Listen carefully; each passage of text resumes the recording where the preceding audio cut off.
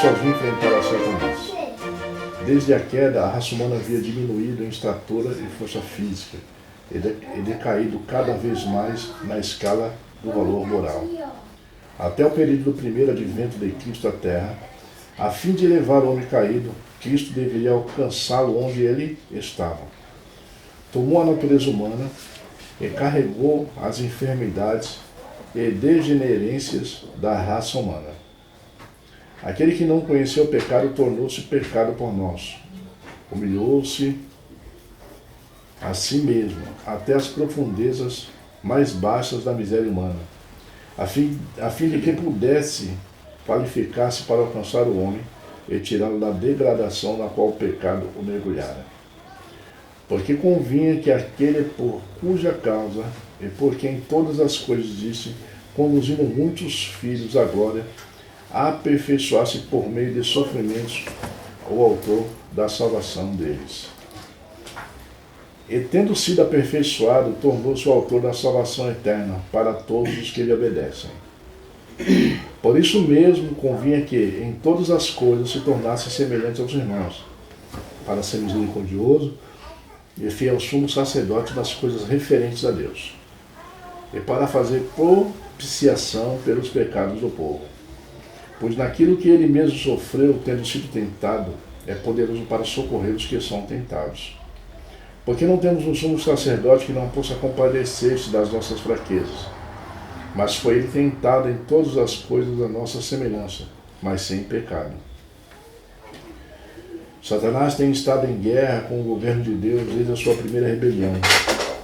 Seu êxito em tentar Adão e Eva no Éden e introduzir o pecado no mundo, encorajado a este arqui-inimigo, tinha se jactanciado orgulhosamente diante dos anjos celestes, de que quando Cristo aparecesse tomando a natureza humana, seria mais fraco do que ele, que iria subjugá-lo pelo seu poder. Exultava de que Adão e Eva no Éden não resistiram às suas insinuações quando apelou para o apetite.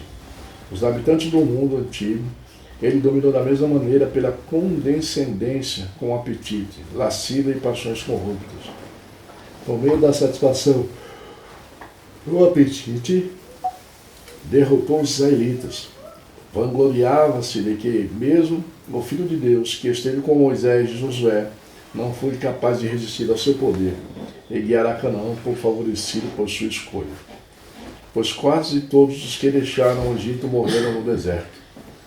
Também tentou o manso Moisés a tomar para si a glória que pertencia a Deus. Davi e Salomão, que foram especialmente favorecidos por Deus, induziu-os por meio da condescendência com apetite e paixão a incorrer no desagrado de Deus. Jactanciava-se de que ainda poderia ter êxito em frustrar o propósito de Deus na salvação do homem. Através de Cristo, jactanciava-se de que ainda poderia ter êxito em frustrar o propósito de Deus na salvação do homem através de Cristo. Na tentação do deserto, Cristo esteve sem alimento por 40 dias. Moisés, em situações especiais, também ficou por um longo período sem alimentação. Mas ele não sentiu as angústias da fome. Não foi tentado e atormentado pelo vil e poderoso inimigo, como foi o Filho de Deus. Estava acima do humano, especialmente mantido pela glória de Deus, a qual o envolvia. Agora é 11, né? Satanás teve tanto êxito em enganar os anjos de Deus e arruinar o nobre Adão, que pensava que seria bem sucedido em vencer a Cristo na sua humilhação. Olhava com exultação para o resultado de suas tentações e o aumento do pecado. Em continuada transgressão da lei de Deus, por mais de 4.000 anos, ele causou a ruína de nossos primeiros pais e trouxe o pecado e a morte ao mundo. Arruinou multidões em todas as áreas, em todas as eras. Países e classes. Em todas as eras, países e classes. Pelo seu poder tem controlado cidades e nações, até que seus pecados provocassem a ira de Deus para destruí-lo. pelo fogo, água, terremotos, fome, espada e pestilência. Por sua sutileza e infatigáveis esforços tem ele controlado o apetite, excitado e reforçado as paixões a um ponto tão temerário que tem desfigurado e quase obliterado a imagem de Deus no homem. Sua dignidade física e moral foi destruída de tal ponto que apresentava uma pálida semelhança de caráter e nobre perfeição da dignidade de Adão no Éden. Antes do primeiro advento de Cristo, Satanás rebaixara o homem de sua exaltada pureza original, ofuscando com o pecado aquele caráter áureo. O homem a quem Deus criou como soberano no Éden transformou-se em escravo na terra, gemendo sob a maldição do pecado. A auréola de glória dada por Deus ao santo Adão para cobri-lo como vestimenta foi ele tirada após a transgressão. Foi dele a luz da glória de Deus não podia cobrir a desobediência e o pecado. Em lugar da saúde e plenitude de bênçãos, a pobreza, as doenças e sofrimentos de todo tipo tornaram-se a porção dos filhos de Adão. Satanás, através de seu poder sedutor, tem levado o homem à vã filosofia, a questionar e finalmente descrer da revelação divina e da existência de Deus. Olhou de todos os lados para um mundo de moral baixa e expôs a raça humana à condenação do pecado por um Deus vingativo. Com cruel triunfo, sendo bem sucedido em obscurecer o caminho de muitos, levando-os a transgredir a lei de Deus. Revestiu o pecado com agradáveis atrativos para assegurar a ruína de muitos. Mas o seu mais bem-sucedido plano para enganar o homem tem constituído em ocultar seus propósitos reais e seu verdadeiro caráter. Representando-se a si mesmo como amigo do homem, um benfeitor da raça, ele corteja os homens com o agradável enredo de que não existe inimigo rebelde e imortal de quem eles necessitem precaver-se, e de que a existência de um diabo pessoal é tudo ficção. Enquanto esconde a sua existência, está reunindo milhares dos que estão sob seu controle. Está enganando a muitos, como tentou enganar a Cristo, dizendo que é um anjo do céu, fazendo bom trabalho pela humanidade. As massas encontram-se tão cegas pelo pecado que não podem discernir as artimanhas de Satanás, honrando-o como anjo celestial quando está operando sua eterna ruína. Hã? Comeu doce também? Vamos lá. Cristo entrou no mundo como o destruidor de Satanás e o redentor dos cativos presos pelo seu poder. Deixaria um exemplo na sua própria vida vitoriosa, para que o homem seguisse e assim vencesse as tentações de Satanás. Tão logo Cristo entrou no deserto da tentação, seu aspecto mudou. A glória e o esplendor que se refletiam do trono de Deus e sua aprovação, quando os céus se abriram diante dele, a voz do Pai, reconhecendo-o como seu filho, em quem ele se comprazia, agora se foram. O peso do pecado do mundo estava pressionando-lhe a alma, e o seu semblante expressava inexprimível tristeza, uma profunda angústia que nem homem caído nunca imaginou. Ele sentiu a esmagadora corrente de angústia que inundava o mundo. Experimentou a força da condescendência com o apetite e a mundana paixão que controla o mundo e tem trazido sobre o homem inexpressíveis sofrimentos. A condescendência com o apetite tem aumentado e se fortalecido em todas as gerações sucessivas, desde a transgressão de Adão até que a raça humana se tornou tão frágil em poder moral que não pode vencer a sua própria força. Cristo, em favor da raça humana, deveria vencer o apetite, suportando a mais poderosa prova sobre isso. Deveria palmitar sozinho a senda da tentação, sem ninguém ajudá-lo, sem nenhum conforto e apoio. Sozinho deveria lutar contra os poderes das trevas. Como o homem, na sua força humana, não poderia resistir ao poder das tentações de Satanás, Jesus voluntariamente tomou a missão, a fim de levar o fardo do homem e vencer o poder do apetite em seu favor. Em favor do homem, ele devia mostrar desprendimento, perseverança e firmeza, de princípio soberano até para a atormentadora angústia da fome. Devia mostrar um poder de controle mais forte do que a fome e mesmo a morte. Amém.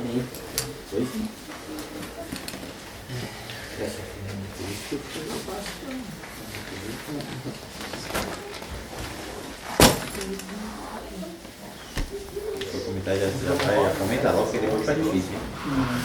10, 11 e 12.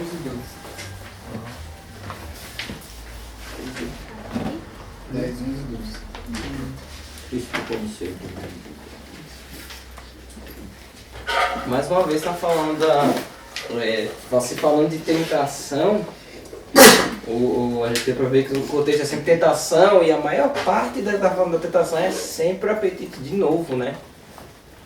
E que a gente possa abrir os olhos mais ainda para isso, para as coisas, os pormenores, porque como Satanás ele é sutil, muitas vezes aí a gente acaba, graças a Deus, transformando alguns hábitos nossos, alimentar, sem contar o resto da mensagem de saúde, né? Mas como está falando muito do apetite em si, não está falando nem de saúde em si toda, está falando do apetite, da alimentação e tal.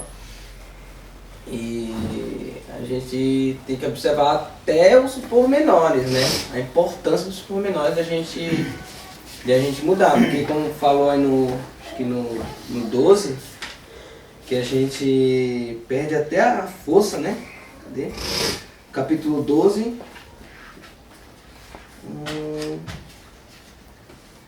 Perdendo a força com descendência com apetite. No capítulo 11 tem uma frase também falando sobre apetite também. No finalzinho do 12. Enfim, que mas ele falou aí, depois os irmãos vão acabar relendo, que o apetite a gente acaba chegando ao ponto de não conseguir, a gente não consegue lutar contra o pecado com a nossa própria força, né? Por causa do apetite, até onde o apetite leva a gente. Em nome de Jesus, que Deus aí abre nossos olhos para o que a gente está comendo aí ainda de errado. Nós que já somos professos reformadores de saúde, a gente agora continua abrindo os olhos. Aqui no capítulo 11 fala disso aí, ó. Fala assim, por sua sutileza e infatigável esforços, capítulo 11, os efeitos terríveis do pecado sobre o homem. Aí depois do primeiro parágrafo, depois da pestilência lá. Porque falando assim, ó, pelo seu poder tem controlado cidades e nações até que seus pecados provocassem a ira de Deus, para destruí-los pelo fogo, pela água, terremoto, fome, espada e pestilência. Aí é onde aqui eu marquei aqui, que eu achei interessante. Aqui fala, por sua sutileza e infatigáveis esforços, tem ele controlado o apetite, excitado e reforçado as paixões, a um ponto tão temerário que tem desfigurado e quase obliterado a imagem de Deus no homem. Quase anulado, né? Quase anulado, né? Então você vê assim que através do apetite Satanás tem trazido ruína para os seres humanos. A luta de Cristo lá no deserto, lá da tentação sobre o apetite, foi uma luta terrível. Ele venceu em nosso favor, mostrando para nós que nós podemos sim, através de uma comunhão com Ele, nós podemos vencer esse apetite que pode fortalecer as paixões baixas. Deus hoje nos deu uma posição de nós podemos escolher um alimento que vai fazer com que, ao nós nos alimentarmos, essas paixões baixas não sejam fortalecidas. E essas paixões não sendo tão fortalecidas, o poder de Satanás de colocar a tentação não vai ser tão terrível. Se nós continuarmos nos alimentando de uma comida totalmente estimulante, as tentações de Satanás vão ser quase irresistíveis. Porque através do apetite ele conseguiu fazer um monte de coisa. Através do apetite ele derrubou um monte de pessoas. Davi, Salomão, e muitos outros aí. Milhares de pessoas. E aqui fala que Satanás ele se jactancia de que ninguém pode resistir ao poder dele. Esse poder do apetite. Mas graças a Deus, Deus tem nos dado, né? Muitos conselhos aí no livro sobre saúde, o conselho sobre regime alimentar, que ao colocarmos em prática, essas paixões baixas, elas não serão estimuladas. E as tentações de Satanás, elas não se tornarão tão irresistíveis assim. Né? Por quê? Porque uma mente não estimulada, porque um organismo não estimulado, uma mente não estimulada, entendeu? Não vai ser tentação, ele vai conseguir resistir mediante a comunhão com Cristo, e aí Satanás não vai ter esse poder, porque se torna quase irresistível. Ele coloca a tentação e as pessoas elas não caem. Por isso que muitos aí não acreditam em vitória sobre o pecado. Sim. Não conseguem resistir, não conseguem compreender, porque sempre cai, sempre cai, sempre cai. Né? E quando a gente fala sobre apetite, as pessoas se incomodam, né? Nossa, você falou mexeu de comida, você pegou apetite. na menina dos olhos deles, né? Mas essa é do ser humano, nele não, do ser humano. Esse ponto aí que o irmão Nicolas levantou, né? Que sempre Ellen White fala a respeito do apetite, né? Você vê que na maioria dos escritos falar a respeito do apetite, tem um texto que ela fala que se a gente consegue vencer o apetite, a gente consegue vencer qualquer pecado, né? Qualquer tentação. Né? Por quê? Porque o apetite é o nosso ponto mais fraco. Vai cair pra Não fica nem 2 dias sem comer. Envolve muito domínio próprio, né? É uma das coisas mais difíceis. Queira ou não, o ponto mais fraco do ser humano é o apetite. Pode ser homem, pode ser mulher, pode ser criança, pode ser o que for. A condescendência, né? Sempre o ser humano quer condescender com Então você vê que sempre começou isso no Éden, né? E aí, tanto é que Satanás quis, nesse mesmo ponto, derrubar Jesus, mas não conseguiu. E muita gente, né? Os antediluvianos, você vê que milhões de pessoas se perderam por causa da condescendência com o apetite. Por isso que só para concluir aqui, vai continuar? Pode falar. Que eu falei para nós ver os pormenores, porque a irmã falou que o povo se incomoda com carne. Eu tava conversando com a Kelly. Engraçado, a gente deixa de comer carne, acabou, nunca mais comeu. Não tem, parou. Agora tem coisas que a gente decidiu que não ia comer mais. E a gente vem caindo, e é uma luta. E eu falo, que coisa estranha, né? A gente toma carne, acabou. Não tem mais. Não vem refrigerante. Eu acho mais eu bebia até. Exatamente. Então, eu não estou falando nem da carne, porque as pessoas elas se ficam assustadas com café, a carne, sei lá. Para elas é muito grande, para muitos é muito grande. A gente a maioria, acho que todos os irmãos aqui ninguém come carne, então assim, é uma coisa que. Só que os pormenores, às vezes, são piores, porque acaba virando um Deus para nós. Mesmo que a gente rejeite, a gente não gosta. Eu não gosto, mas eu não consigo, eu fico caindo. Às vezes eu fico dias e tal, mas é uma luta grande. Então por isso que eu estou trazendo até para nós. A pessoa pode falar para o pessoal que rejeitar qualquer luz dessa da alimentação. Meu Deus, só a misericórdia poderosa de Deus que na vida. Até da nossa, né? Mas a gente trazendo para nós isso. Até a gente ainda tem muito eu e a Kelly tá estudando certo princípio de saúde e tem muita coisa que a irmã Max não falou e a gente tem que fazer porque foi da Bíblia e a profecia dá princípios a nós. Não é a parede é verde, não é branca ou verde, é isso ou isso não é. Não é bem o que é e o que não é. É um princípio geral, o princípio da saúde para você conseguir se comunicar melhor com Deus e servir a Deus melhor, da melhor forma possível, né? Então a gente tá vendo várias coisas que nós mesmos aqui no meio nosso, a gente ainda está se alimentando, a questão de tempo, da alimentação, questão de várias coisas, que a gente ainda precisa lá e que não está nem escrito, então é muita luz e a gente tem que se atentar para ir, para estar andando aí o degrau acima, porque não é fácil, tem muita coisa para mudar ainda, muita. Talvez isso que dará mais força para a gente ainda, para ser mais perseguido. Pode ler aqui? capítulo 10 aí, penúltimo parágrafo aqui, onde começa Satanás.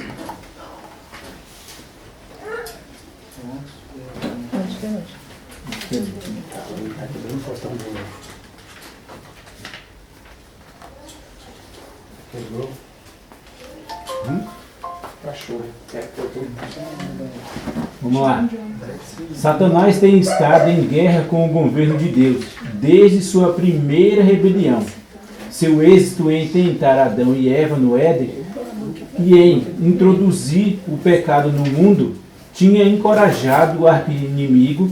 Ele tinha se envaidecido orgulhosamente diante dos anjos celestiais de que, quando Cristo aparecesse tomando a natureza humana, seria mais fraco do que ele e que iria subjugá-lo pelo seu poder.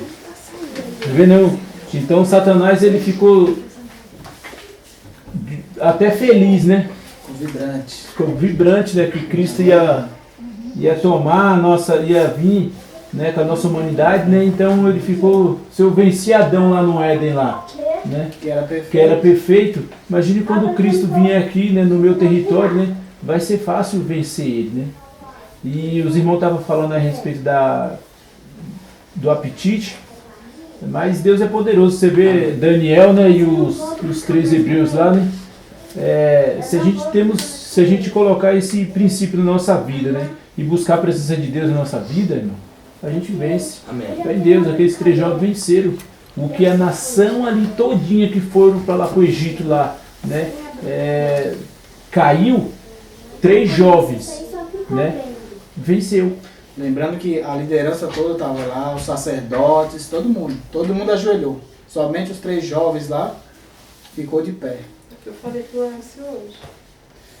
Falei de uma nação que era muito grande, que foi levada cativa, só 3 se manteve em pé.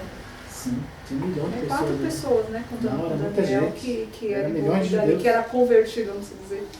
Então, A Eu falo gente assim, porque a linha de frente, né? A liderança, os sacerdotes ali do santuário, né? Os sumos sacerdotes, estava todo mundo ali, todo mundo ajoelhou. Pra você ver, né? Satanás ele se vangloria desse poder. Ele se vangloriou até em cima de Jesus, ele se vangloriou de que não conseguiu conduzir o povo até o Egito. Até isso, hein? Ó, tirou do Egito e não conseguiu conduzir. Porque aquele povo tudo morreu no deserto, né? Até nisso ele se vangloriou. Vangloriava-se de que mesmo o Filho de Deus, que esteve com Moisés e Josué, não foi capaz de resistir ao seu poder de guiar a Canaã, o povo favorecido por sua escolha. Pois quase todos os que deixaram o Egito morreram no deserto. Até nisso ele se vangloriou, né? Quer dizer, ele pensou, agora quando Cristo vier aqui pessoalmente, ele vai ser presa fácil. Né? Glória a Deus que Cristo venceu. Amém. Né? Vou ler o texto. Você leu acima do seu lá. É no substituir Cristo como segundo Adão. No seu é o mesmo Cristo como segundo. O meu não tem capítulo. É no 9 ou no 10? Ou... É 10, logo no começo lá. O primeiro capítulo, né? Cristo como segundo Adão. Só paulada. Ó, que contraste. O que é contraste, irmãos? Que diferença. É uma diferença. Então, dizer que Jesus é como Adão antes da queda. Ó, que contraste segundo Adão, que é o segundo Adão, Jesus, apresentava quando ele entrou no sombrio deserto para sozinho enfrentar Satanás. Desde a queda, a raça humana havia diminuído em estatura, força física e decaído cada vez mais na escala do valor moral, até o período do primeiro advento de Cristo à Terra, a fim de elevar o homem caído. Cristo deveria alcançar onde ele estava. Onde que ele estava? A humanidade. Olha lá. Tomou a natureza humana e carregou as enfermidades e degenerescência da raça humana. O que é isso? Degradação. É a natureza caída. Jesus veio com a natureza caída. Pecaminosa. O meu tá degenerações. Então, é no degenerações. livro da degeneração. A natureza, ó, falou da natureza humana e carregou enfermidades e degenerescência da raça humana. Aquele que não conheceu o pecado tornou-se pecado por nós. Humilhou-se a si mesmo até as profundezas mais baixas da miséria humana, a fim de que pudesse qualificar-se, se ele descesse embaixo, ele pudesse se qualificar para alcançar o homem e tirá-lo da degradação no qual o pecado mergulhara. Então Jesus tinha que descer abaixo, como ser humano, para poder socorrer o ser humano. Alguns dizem assim, mas Jesus viesse como nós e precisava de um Salvador. Onde é que está escrito isso? A filosofia é católica que fala isso. Nós pega essas ideias, a filosofia de Platão, pega essa ideia, coloca entre nós e diz, está vendo? Ele precisava de um Salvador. Não, nós precisávamos de um Salvador se Jesus não tivesse vindo como nós. Se Jesus tivesse diferente, nós precisávamos de outro Salvador. Porque não foi exemplo. Aqui não. Aí sim pode ser nosso Salvador. Porque ele veio como nós. Agora ele fala assim, Alexandre, eu venci suas tentações. Vem que eu te ajudo. Aí você olha para ele, Jesus venceu, está na minha frente. E ajuda Jesus. Aí sim. Aí eu tenho um Salvador. O homossexual tem um Salvador. O cachaceiro tem um Salvador. O maconheiro tem um Salvador. Porque ele foi tentar no apetite. Aí esse tem um Salvador. Aqui, eu pesquisei aqui, ó, o significado dessa palavra. Aqui no Google diz assim, ó, degeneração. Perda ou alteração no ser vivo das qualidades de sua espécie. Abastardamento. Mudança para um estado pior. Decaimento, declínio. Olha. Então veio com a natureza, a raça humana em declínio. Declínio, a natureza decaída. Decaída. Ser humano, então, tudo confirma, né? E pra gente não ter desculpa, igual eu estava falando nas costas batendo hoje, pra gente não ter desculpa, né? Que Cristo venceu porque ele era Deus, né? Daniel também do mesmo jeito, lá em Babilônia, lá também venceu lá também, apetite também, não se contaminou com as iguarias do rei, né? Então quer dizer, não importa quem for, se é chegar a Cristo, né? Se é chegar a Deus, pode vencer todas as tentações que vier, tudo, né? Então, mas Daniel, ele tinha o que eu não posso ter? Oração. Só oração. Né? Mais nada, tudo que Daniel tinha, eu posso ter. Basta só tomar uma decisão diante de Deus. Se anular completamente. Justamente. Pode ser. Então é justamente para quando Cristo voltar, a gente não ter desculpa, né? Eu não posso me desculpar, eu não venci, eu não consegui vencer meu apetite porque disse daquele. Não, mas Daniel venceu, por que eu não posso vencer? José venceu. José venceu. Se a gente tiver a mesma comunhão deles, não vence. Não vence? Jó, que vida é aquela, irmãos? Perdeu todos os filhos e a mulher amaldiçoou seu Deus e morre. Não, mulher, você fala com uma louca, não vou rejeitar o meu Deus.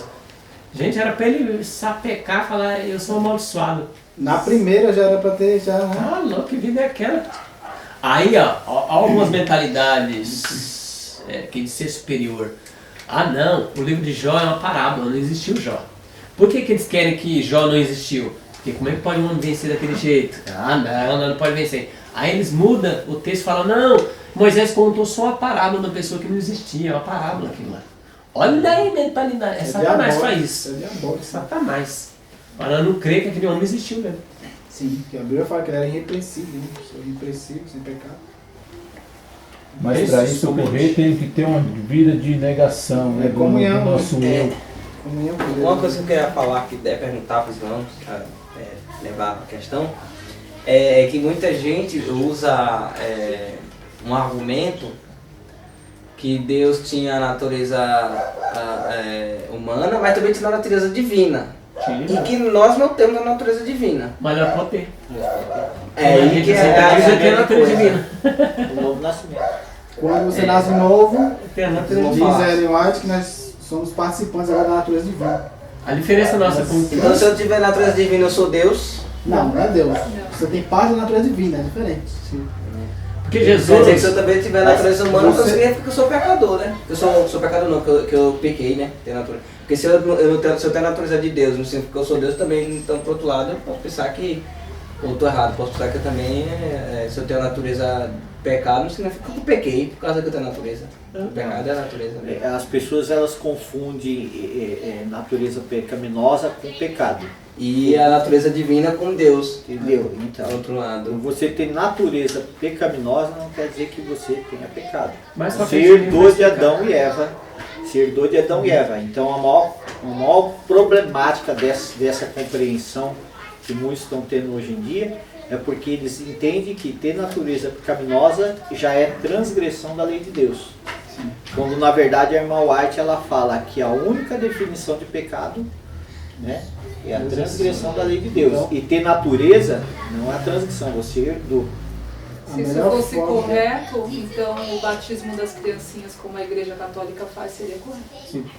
Mais pra frente tem um capítulo aqui, acho que vai ler hoje. Posso ler um texto? Cristo não operou milagre para si mesmo, vai explicar sobre a natureza divina, que isso foi uma tentação para Jesus, de usar o poder dele em benefício próprio. E ele não pôde usar. Não usou. Desceu a veste no céu e desceu com o mundo. Não usou nada. Nem os milagres que ele fazia era ele mesmo. Era a operação dos anjos, a irmã White fala. Era o Os ministério anjos, dos anjos. Deus dava ordem para os anjos tocavam na pessoa e curavam. Exatamente. Eu já tô... Pode ler, Olha lá, mano. O livro de Romanos, capítulo 6, vai explicar isso que o irmão perguntou. Porque se temos sido unidos a ele na semelhança da sua morte, certamente também seremos na semelhança da sua ressurreição. Sabendo isto, que o nosso homem velho foi crucificado com ele, para que o corpo do pecado fosse desfeito, a fim de não servirmos mais ao pecado. Porque quem está morto está justificado. Aí o versículo 4 diz o seguinte.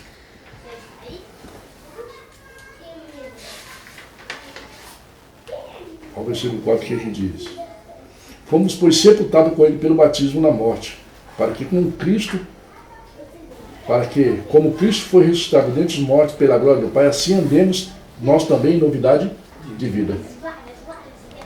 Então, quando nós temos a Cristo, fomos batizados, nós somos o quê? Mortos no nosso pecado e ressuscitados para ter o quê? Uma vida em Cristo. Então, Cristo agora habita em nós. Sim. Essa é a natureza divina. Exatamente. Através do Espírito Santo, né? Era só esse comentário. Só a diferença entre nós e Cristo é que Jesus nasceu, né? Já convertido. E nós temos que converter depois que temos a idade de razão. Só essa diferença. Que é uma diferença bem grande, né? Que ele nasceu convertido e teve que manter. Nós não, nós pecamos e aí temos que retroceder. Por isso nós precisamos de Salvador, porque nós pecamos. Jesus não precisa porque ele já nasceu santo e conservou. Sim. E é Deus, né? Sim, Jesus nunca se lambuzou com pecado, né? Igual nós. Existe essa diferença. Agora eu falo uma pergunta para os irmãos. Você acha que Satanás, o próprio Satanás, não ia acusar Cristo de apelão se ele viesse aqui e não pudesse cair? Na verdade aí já seria uma farsa, né? Já seria um teatro, uma mentira, né? Cristo fingir que veio como... Satanás seria o primeiro, ele é o acusador, ele ia ser o primeiro a atacar na cara. Eu ia falar assim, não, mas aí é fácil, você tá como Deus aí, você tem poder e tudo, eles não têm poder, já ia acusar logo. Tudo joga na Cara, cara. você tá na vantagem, entendeu? E aí, A Bíblia diz que ele é o acusador e seria o primeiro a acusar. Olha, ó, Jesus mentiroso. Não falei pra vocês, anjo? Que ele é mentiroso? Mas o texto que você leu fala que ele se alegrou quando viu que Jesus ia vir abaixo dele, abaixo dos anjos. Ele falou, oxi, tá abaixo de mim? Aí eu vou dar uma rasteira de Jesus aqui. sim, Vai, tomou na cabeça. porque ele viu que com Adão e Eva foi basicamente fácil, né? Então, falou assim, então você vai vir com a natureza inferior a deles, então vai ser mais fácil ainda, não vou precisar nem muito esforço. Mas aí onde é que ele... É tipo aquele time de futebol. Ele ganhou de um clássico de um time grande, aí vai pegar um time lá da Várzea, oxe, eu ganhei do grandão, né, goleou, esse pequenininho era 10-0. Aí ele perde. E cara, aconteceu? eu derrubei Adãozão lá, agora vem o segundo Adão abaixo, um pouco bem abaixo de degenerência da natureza, e aí Jesus eu vou derrubar mesmo, coisa boa. Mas e aí ele fala que Jesus estava num deserto sombrio. Ele entrou num deserto sombrio. E Adão estava no paraíso. No paraíso. Tudo favorável. Tudo favorável. Tudo. O primeiro Adão. Com a barriguinha cheia. Tudo era favorável ao primeiro Adão. Jesus, 40 dias de fome. Deserto sombrio ainda. Algum texto? Quer comentar algum outro texto? Quer mais comentar? Não, outro. Tem que comentar, tem coisa boa aí. Vamos lá. Sábado passado nós estávamos comentando, e agora ninguém quer comentar.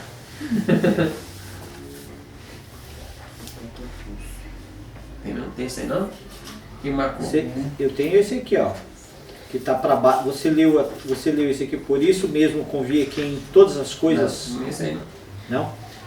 Então, mais para baixo aí que o Alexandre falou, eu achei muito interessante, que vem falando aí que por isso mesmo convia que em todas as coisas se tornasse semelhante aos irmãos, para ser misericordioso e fiel, sumo sacerdote nas coisas referente a Deus, e para fazer propiciação pelos pecados do povo. Pois naquilo que ele mesmo sofreu, tendo sido tentado, é poderoso para socorrer os que são tentados. Porque não temos um sumo sacerdote que não possa compadecer-se das nossas fraquezas, antes foi ele tentado em todas as coisas, a nossa semelhança, mas sem pecado. Aqui, essa palavrinha aqui, semelhança, as pessoas tentam distorcer, né? Dizer que semelhança não é igual, e aí vem toda uma problemática em cima dessa palavrinha aqui, ó. Aqui fala também, por isso mesmo convia que em todas as coisas se tornasse semelhante aos irmãos, e depois embaixo o texto também fala de novo, em todas as coisas a nossa semelhança. Então, muitos dizem assim, ele veio em semelhança de carne pecaminosa, mas não veio em carne pecaminosa. Né? Eles tentam mostrar que semelhança não é igual, é diferente. Entendeu? Então tem toda uma logística aí para mostrar. É semelhante, mas não é igual. Né? Só que quando você vai no original, Romanos 8, versículo 3, fala que ele veio na semelhança da natureza com a carne pecaminosa. Você vai lá para Filipenses, quando fala de Jesus, ele como homem, usa é a mesma palavra, né? Que é homoiomate, a mesma palavra no homoiomate. É a mesma palavra no Ele estudou falar, gente. é a mesma palavra no grego. Então você vai ver que se Cristo, lá em Romanos 8, fala que ele veio com a natureza semelhante, mas não era igual, então lá em Filipenses também fala que ele era homem, mas não era homem. Ou seja, ele fingiu ser um homem, não era um ser humano de verdade. Entendeu? Então aí entra uma contradição. Mas lá, se buscar no original vai ver que a palavra é a mesma. É a mesma. Semelhança significa mais. Quer dizer, vai falar, se ele veio em semelhança de homem, quer dizer que ele não veio como homem. A palavra no grego? Homoiomate. Isso. No grego. Tá pensando que... No grego é a mesma palavra. Tocado no sentimento. Não grego não, mas essa parte aí eu estudei. Você não leu o livro Tocado no sentimento? Tem um momento de... Tem. E hoje mesmo no culto foi falado sobre Filipenses, né? Que Cristo veio em semelhança de homem. Aí fala, semelhança, quer dizer que ele não veio como homem, ele veio em semelhança. Quer dizer, ele não era homem? Não era homem. Quem explica bem isso aí... ali no meio, homem e mulher, para salvar os dois, né? Quem explica bem esse assunto aí é um teólogo, PhD adventista, ele é aposentado já. Ele faz uma palestra sobre esse assunto que ele deixa claro ali. Depois que eu assisti aquele vídeo ali, ele deixa claro. Compartilha. Eu vou mandar lá no grupo lá. É muito bom. Ele deixa bem claro. Então, quando o nosso sentimento do pastor Jean Zucker. Jean Zucker também. Esse daí também deixa claro. É dele também.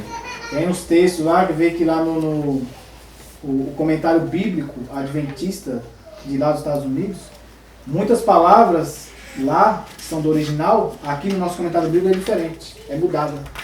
Entendeu? Algumas palavras que fazem toda a diferença. Para você respeitar a natureza de Cristo. E nesse livro explica tudo. Então é bom, quem não leu, leia que já tem visto. Eu vou levantar aqui uma outra questão, ainda na natureza de Cristo. A gente percebe que nos escritos da Bíblia, com tantas referências a respeito da natureza de Cristo e a nossa natureza, acaba surgindo essa grande, que se tornou um grande problema aqui, né, no nosso meio. Então, se fosse para os irmãos falarem aí, quem os mais PhDs aí, para se forem responder isso humildemente falando, como a gente conseguiria tratar desse assunto com humildade e explicar o porquê que tantas pessoas têm dificuldade para aceitar isso, falando humildemente para não ofender os irmãos aí, partir de repente. E tendo em vista que o problema não é a natureza de Cristo, mas o problema é outro, né? Talvez é o nosso pecado, né? O maior problema dessa questão da natureza de Jesus está na definição de pecado. Se a pessoa estuda e entende a definição de pecado, ela nunca vai chegar a essa opinião de que Jesus veio com a natureza perfeita de Adão, e sim com a natureza pecaminosa. Porque a partir do momento que a gente entende o conceito de pecado, que a gente entende que natureza pecaminosa não é pecado, a gente entende que não tem nenhum problema Jesus vir com a natureza pecaminosa. Agora, esse conceito errado, dizer que pecado é natureza, você nasce, você já é pecador, porque tem uma natureza pecaminosa. Aí, o pensamento deles é de que, então, Cristo não poderia ter. Então, Jesus pecou, se ele tinha uma natureza pecaminosa, ele era um pecador. Entendeu? Esse é o grande problema. Essa é a teologia da Igreja Católica. A melhor forma de entender isso é estudar a definição de pecado. O que é a definição de pecado na Bíblia? E a Moate falando, o irmão citou aí, Feaudas, página 50, no livro físico e 56 no aplicativo, a única definição de pecado é a tradução. A única, gente, essa é a única. Ela fala isso em várias vezes. Se vai perguntar para o professor ateu de português, a palavra única, o que significa? Pode ser um ateu. Não tem outra. Eu acho que a grande problemática aí está em aceitar o que está escrito. Porque assim, as ideias que Satanás propaga por aí são múltiplas para desviar o ser humano do caminho certo. Mas quando você caminha em cima do que está escrito e aceita, aí você vai no caminho certo da verdade. Porque está escrito. Então, se lá está escrito a única definição de pecado é essa, então se você aceita o que está escrito, a única definição de pecado é a transgressão da lei de Deus, você não vai querer inventar outras definições de pecado. Porque o que você vê é palestras ou sermões falando que existe outras definições de pecado. Então você tenta provar por A mais B que existe outra definição. O que você está fazendo quando você quer provar para o ser humano ou para uma plateia ou para as pessoas que estão ouvindo que existe outra definição de pecado? O que você está querendo mostrar? Que simplesmente você não aceita aquela que está escrito, que é assim diz o Senhor. Está querendo mostrar uma outra forma de escape. Exatamente. Essa é a problemática que aí começa a cair. Aí já de um desvio, você já cai na natureza humana de Cristo, para você entender ela já diferente. Já começa a entender ela de uma maneira totalmente não baseada em cima do que assim diz o Senhor, assim está escrito. Você já começa, já tem uma outra definição, então aqui você já começa a achar que não, Cristo não pode ter vindo com essa natureza caída, pecaminosa, porque é pecado. Aí já começa toda, como o irmão Ney falou, começa toda a problemática de não aceitar a natureza humana de Cristo como pecaminosa. Por quê? Porque você já rejeitou a definição de pecado primeiro. Aquele conceito de pecado que está escrito, que o Alexandre falou, a única definição de pecado é a transgressão da lei de Deus. Se você já não aceita isso, e aí já vem com uma outra definição de pecado, aí você já rejeita a natureza humana de Cristo como uma natureza como a nossa. Lés, o X da questão também é o seguinte: se eu aceito essa única definição, eu entendo que eu tenho um papel a desempenhar para a minha salvação. Exatamente. Né? E se eu procuro não entender, eu fico sempre naquela: Cristo é meu Salvador, eu não posso fazer nada, coitadinho de mim, não sei o que lá mais. E ele faz tudo. Ele faz tudo por mim. Aí vira evangelho. Aí você já não acredita em vitória sobre o pecado. Quer dizer, enquanto existir Satanás, eu vou estar pecando. Então, quando Cristo voltar, o que vai acontecer? Ele vai ter que me transformar, não só o meu corpo, como o meu caráter também, para me subir. E toda essa falsa teoria joga por terra o santuário. Ele está fazendo o que? É só o benefício que ele está fazendo. Ele vai falar que uma das últimas obras também de Satanás era a ideia de Desmond Ford, que não existe um santuário, o céu é o santuário. Jesus só está lá no céu trazendo benefício. Não se faz mais nada. Não tem, ele fala que não, o Desmond Ford, PhD adventista, ele fala que Jesus não está fazendo expiação. Isso é bobagem. Não está no segundo compartimento, ele fala claramente. Desmond Ford, teólogo adventista. E ele entrou nessa ideia e a maioria aceitou. Misericórdia, na década de 80. Que não tem o céu é um santuário. Ele explica em Hebreus tudinho. E a maioria, ai que homem inteligente, é isso mesmo. Cai na ideia evangélica. Não tem santuário, cai por terra. Lei, pra que lei? Ué, se eu vou pecar até a volta de Jesus, eu não vou conseguir guardar a lei. Então a lei é só um negócio assim, só para pôr no quadro. Isso não, aí não guardar, não. Anula até a vinda de Cristo aqui. Como que Cristo veio me salvar, sendo que eu não consigo vencer? Então para que Cristo veio? Salvar Ele todo não mundo. vinha a primeira vez para morrer por nós, vinha só a segunda vez para nos levar a gente, se a gente vai conseguir vencer mesmo. E levar todos, né? Levar todos. Aí até Satanás vai voltar a falar de novo. Engraçado que Todo mundo até quem pensa E outra coisa. dessa forma, eles não aceitam todos os pecados. Ele fala, não, já sei ser pecador, então tá bom, então eu vou continuar sendo estuprador aí, eu vou Não, continuar sendo isso bandido, continuar usando droga, então na igreja eu tô salvo. Contanto que eu estudo e evangelizo, né? Aí Tá vendo a diz, contradição? não, que é isso, Deus me quer, Tá vendo a nunca fala aí, contradição? até o sinal da cruz. Olha uma contradição. E aí, Vão engraçado, pecar até a volta de Jesus. Aí eles escolhem. Aí Qual a o pessoa que vai pecado? falar- Alguns podem, outros não. Fala pra você fala assim, ok, o pecado até a morte de Jesus. Então eu tenho dificuldade com o dízimo, eu vou comer pizza com o dízimo, não vou devolver não. Não, mas isso aí não. Aí você vai Ué, pro inferno, irmão, se você fizer isso. tem que ter contradição, irmão. Aí tem contradição. Agora se eu falar igual o irmão crê, né, tem que vencer todos os pecados, aí, epa, não estou devolvendo, estou comendo pizza com o dízimo. Ah, ladrão não entra no céu. Eu vou ter que vencer esse pecado na terra. Porque senão vira evangélico. Tanto faz se dá dízimo, não dá, e vamos embora, vai estar no céu, glória.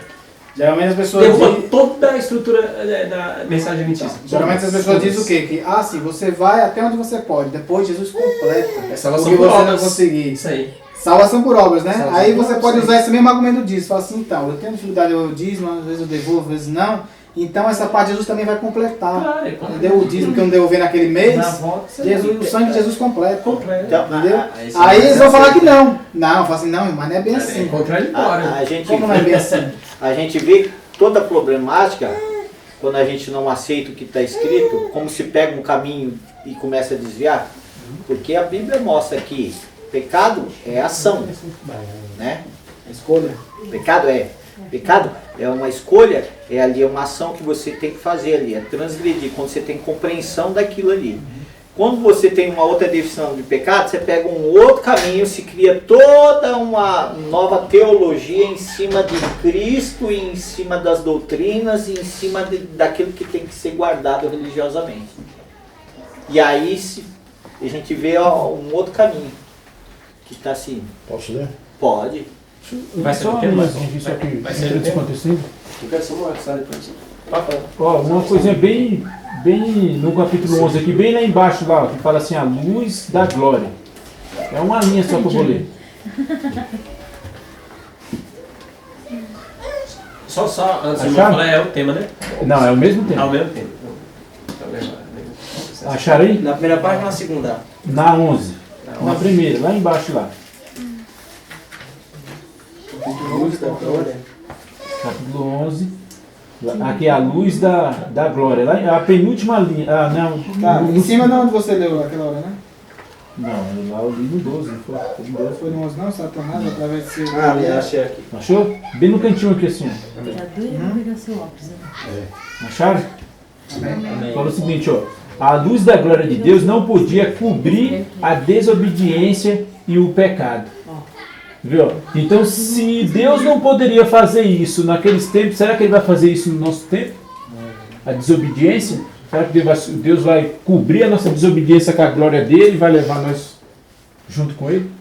Em um outro texto, Ellen White fala que a justiça de Cristo não é uma capa que encobre pecados. Ou seja, Jesus não vai pôr a sua justiça em cima de um transgressor, um rebelde. Mas sim aqueles que o quê? Subjugam a sua vontade à vontade de Deus. Esses sim receberão a justiça de Cristo. Agora, enquanto formos rebeldes, transgressores da lei, o livro de Isaías fala que Deus vai vir para destruir os transgressores e os pecadores. Para quem não leu esse texto de Ellen White, então é melhor ler Gálatas capítulo 2, 6. Porventura Deus é ministro de pecado? De maneira nenhuma. Ele não fica ministrando o pecado, É. né? Ele joga pecado, Os pastores de pecado. Olha, a bagunça que aconteceu, eu quero esse livro aqui, ó. De 1957. PSD. Todos os adventistas, ou 99%, criam que Jesus veio com a natureza pecaminosa e caída. E que pecado é a transição da lei. Esse livro aqui foi feito, ó, tá até aqui, ó. O clássico mais polêmico da história do Adventismo. Rachou o Adventismo. Rachou em dois, agora é pré e pós. Só tinha pós. Aí, ó, olha que fala esse livro aqui, só vou ler o textinho aqui, ó. Olha o que os pastores, desse livro aqui, mano. Os líderes. Os líderes. Questões Foi como chama o nome dele lá? Hã? Não é das mãos fora, não, foi 3. Esqueci o nome deles. Nós não, quem sabe disso aí? Os 3 lá. Leroy Froome e mais os 2 lá. Foram conversar com os evangélicos. Alan Anderson. Foram conversar com os evangélicos, porque ia sair uma Seitas e Heresias, um livro, e aí o Walter Martin pôr nós adventistas como seita. E aí os pastores nossos falaram, pera, vamos conversar. Conversou, e aí tirou várias coisas que nós cremos, esses pastores falaram, não, eu não creio mais assim não. Aí ele falou, então vocês não são seita heresia. Aí saiu um livro sem o nosso nome como seita heresia. Saiu o Testemunho de Jeová, Mormon é seita, mas nós não. Olha o que eles falaram aqui para os líderes evangélicos. Ó. A desconfiança de que os delegados adventistas podem ter ocultado a verdade de posição tradicional adventista é aparentemente confirmada na seção do apêndice do livro Questões sobre Doutrina, sobre a natureza de Cristo durante a encarnação. No apêndice da citação de Ellen White, os autores, são os pastores do livro, acrescentou um título afirmando que Cristo assumiu a natureza humana sem pecado. Esse título é problemático, pois implica que essa era a ideia da irmã White, quando de fato ela foi bem enfática em declarar repetidamente que Cristo tomou a natureza pecaminosa e que tomou sobre si a natureza humana caída, sofredora, degenerada e contaminada pelo pecado. Olha que coisa daí, esse próprio livro é da cara, isso aqui não é viajar não. O próprio livro fala que os pastores mentiram para os evangélicos, falaram, não, Cristo veio como sem pecado, sem natureza pecaminosa. E o autor do livro fala que eles mentiram, porque a irmã White queria que ele vinha pecaminosa, caída e degenerada. Olha o que ele deixaram. Quem lê entende. Essa que foi a informação. Por que eles deixaram produzir esse livro? Não sei, irmão. Esse livro foi a Bíblia, né? a Associação Geral não aceitou. Primeiro não foi Mas foi aos aprovado pela Associação poucos, Geral. entrou aos poucos, a Associação Geral não aceitou Foi na votado. época. Aí foi vindo, entrando aos poucos, até rodou a escola teológica todas.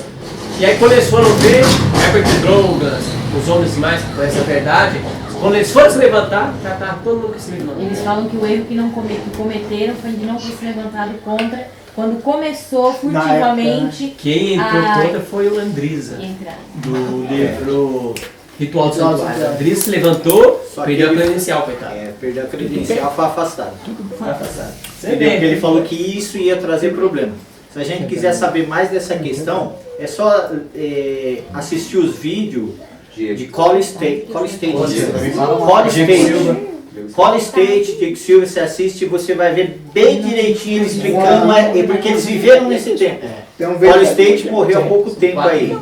Até pouco tempo ele estava fazendo os vídeos falando a respeito disso, que ia trazer problema, que ia colocar... A Mão White profetizou, lembra que ela falou que o Alfa, que foi com o livro Live and Temple, é o Alfa da apostasia, e o homem que seria de mais destruidora, e fala que eles iam escrever livros de ordem diferentes, olha esse comprido aqui, ó. Livros de ordens diferentes. A Mão White falou que o homem ia ser devastador, que quem for na frente do homem eles iam atropelar.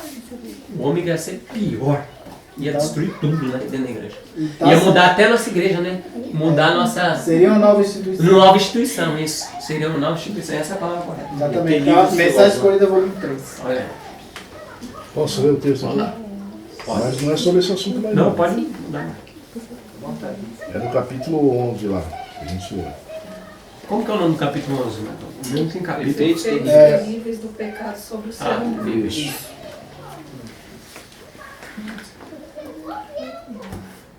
É bem no último parágrafo. Mas o seu plano? Mas o seu mais bem-sucedido, é isso mesmo. Bom. Mas o seu mais bem-sucedido plano para enganar o homem tem constituído em ocultar seus propósitos reais e seu verdadeiro caráter, representando-se a si mesmo como amigo do homem. Um benfeitor da raça, ele corteja os homens com agradável enredo de que não existe inimigo rebelde e mortal, de que eles necessitem precaver-se, e de que a existência de um diabo pessoal é tudo ficção. Enquanto esconde a sua existência, está reunindo milhares do que estão sob seu controle. Está enganando a muitos, como tentou enganar a Cristo, dizendo que é um anjo do céu, fazendo um bom trabalho pela humanidade. As massas encontram-se tão cegas pelo pecado que não podem discernir as atitudes de Satanás, honrando-o como arcanjo celestial quando está operando sua eterna ruína. Isso é um texto aqui muito interessante, que no deserto, Satanás ele nunca veio mostrar qual era a sua intenção quando ofereceu a Jesus as tentações, quando foi falar com Jesus. Ele nunca mostrou a sua real intenção.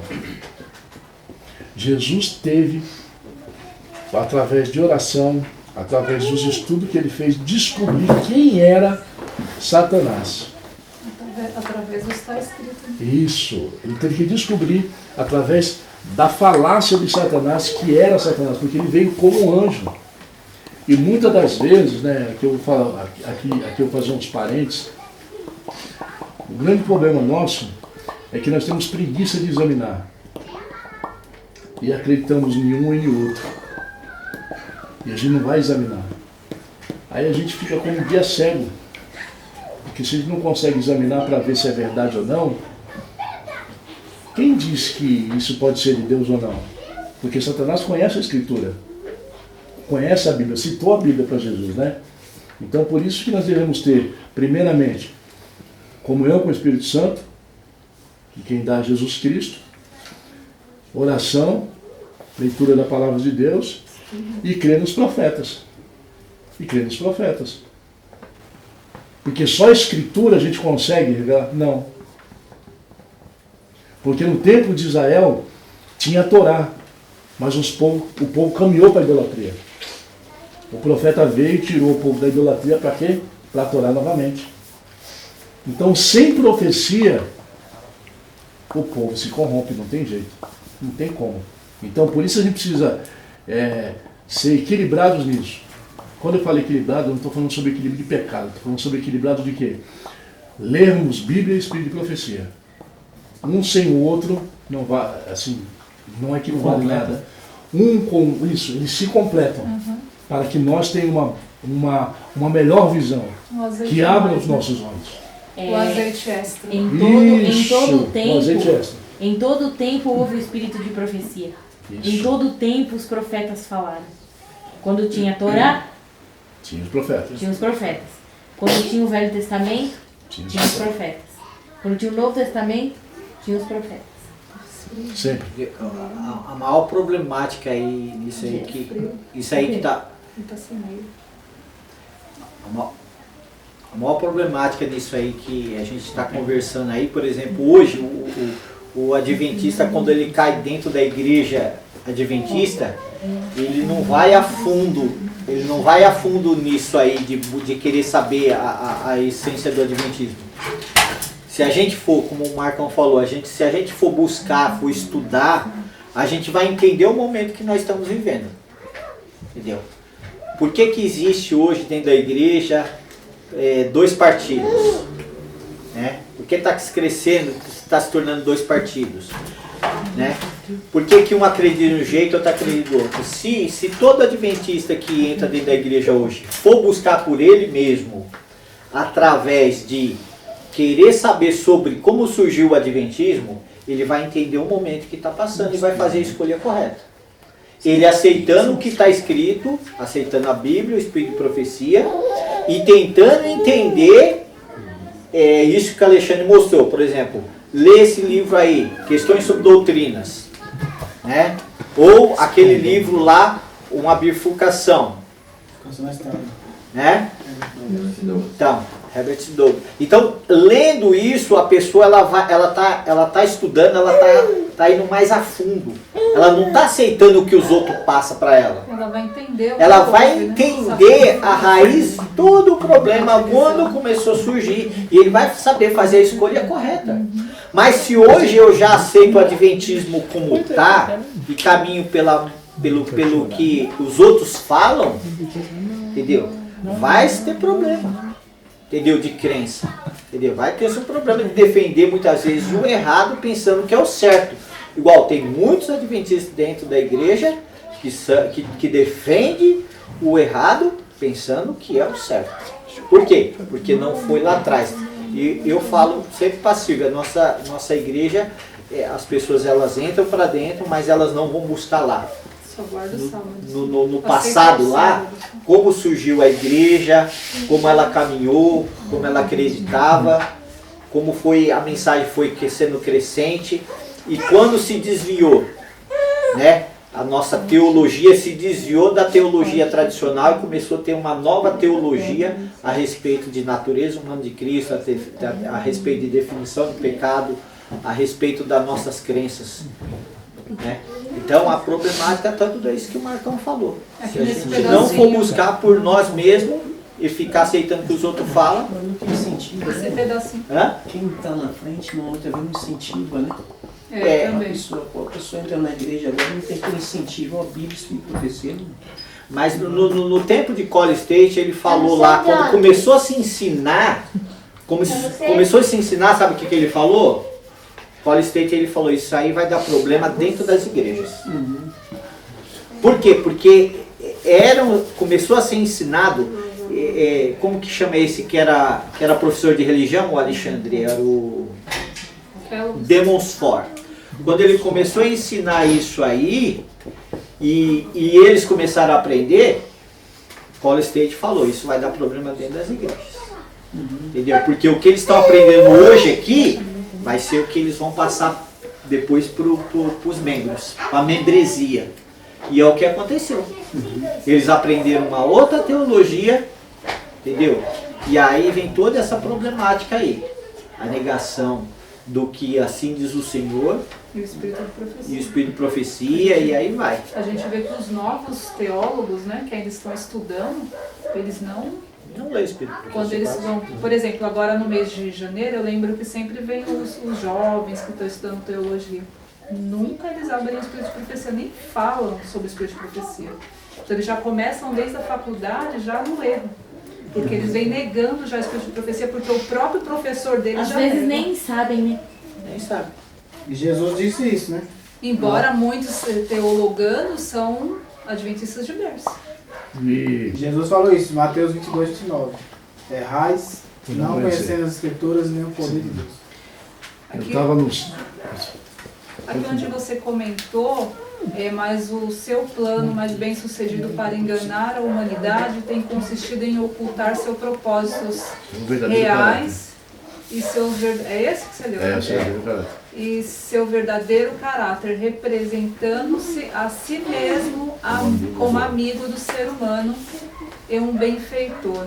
Aí eu lembro daquele livro que eu li, do Roger Morneau, Viagem Sobrenatural, que fala que Você tem a lição desse trimestre como comentário?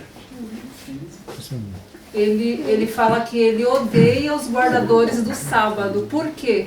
Os guardadores verdadeiramente que estudam a palavra de Deus e vão a fundo, conhecem o caráter de Satanás. A gente vê como ele é e a hora que ele está agindo.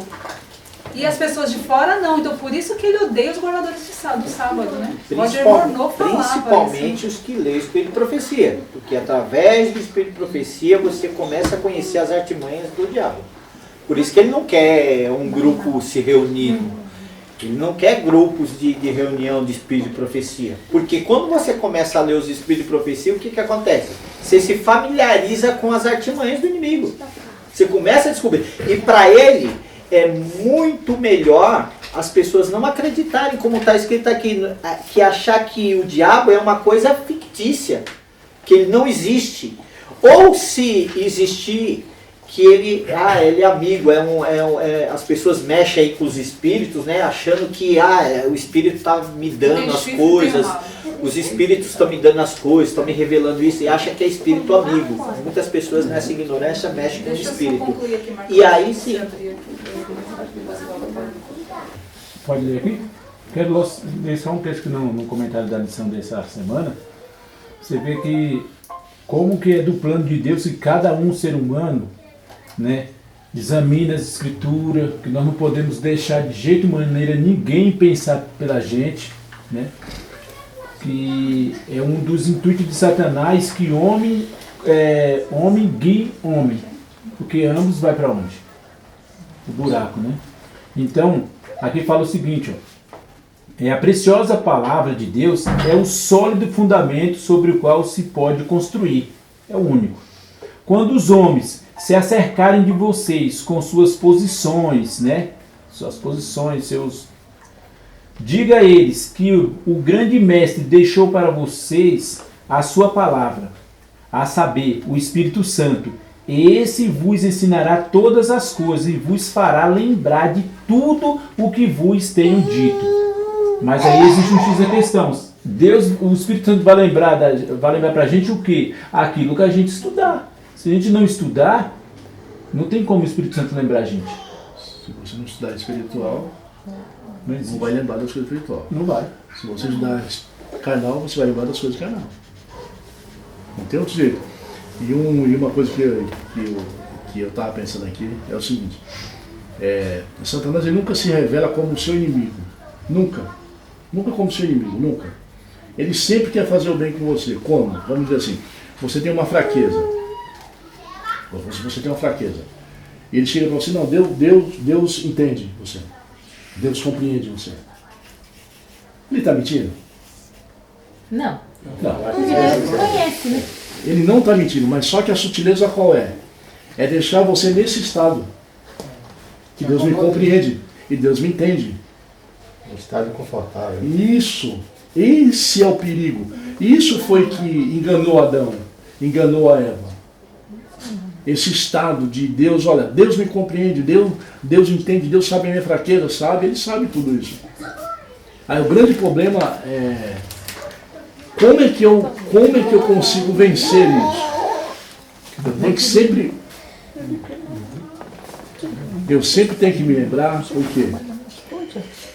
Que eu estou lidando com um arqui-inimigo que ele conhece a raça humana desde o Éden. Conhece as suas manias, conhece os seus defeitos, conhece tudo. E ele só respeita uma coisa em sua vida. O assim diz o Senhor. Não é o seu diploma, não é os seus livros, não é nada. Ele só respeita na sua vida o assim diz o Senhor.